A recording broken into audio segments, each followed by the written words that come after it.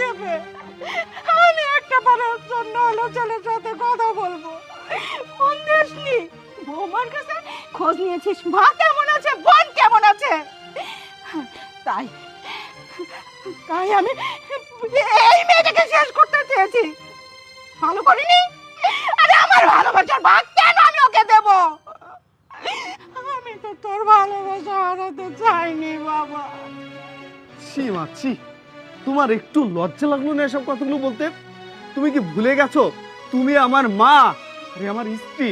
আর আমি এর সাথে একটু বেশি কথা বলেছি এটা ঠিক, কিন্তু কেন কথা বলেছি সেটা তোমার একটু বোঝা উচিত।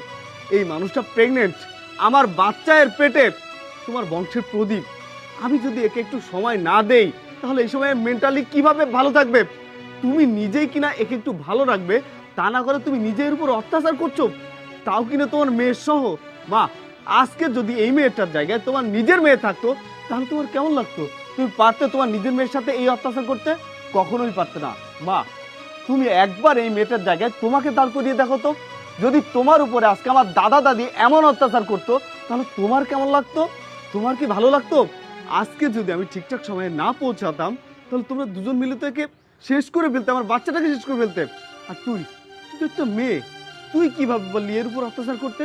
তোর তো কোনো না কোনো দিন বিয়ে হবে, তখন তোর উপর যদি এই অত্যাচারগুলো হয় তুই কি পারবি মেনে নিতে? ব্যাস ভাইয়া, অনেক বলেছো, এবার আমাকেও একটু বলতে দাও।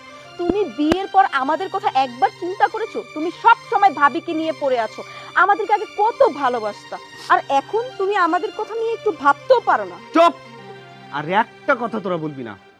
আজকে যদি আমার বাচ্চার কিচ্ছু হয় তাহলে তোকে আর আমার মাকে আমি কোনোদিনও ক্ষমা করব না। আর তোদের যদি এত অসুবিধা হয় তাহলে আমার বাসা থেকে বের হয়ে যা। আমাকে তাড়াতাড়ি হাসপাতালে নিয়ে চলো, আমার খুব কষ্ট হচ্ছে। বাবা, আমাদের যা করার করিস, আগে বৌমাকে নিয়ে হসপিটালে চল, কারণ হসপিটালে না গেলে বৌমা আর আমার নাতিটা মনে হয় বাঁচবে না।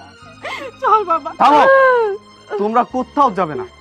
তোমার বৌমাকে আমি একাই নিয়ে যাব, কারণ তোমরা গেলে আমার বাচ্চার কোনো ক্ষতি করে দেবে। তা আমি চাই না যে তোমরা আমার সাথে যাও। চলো যারা।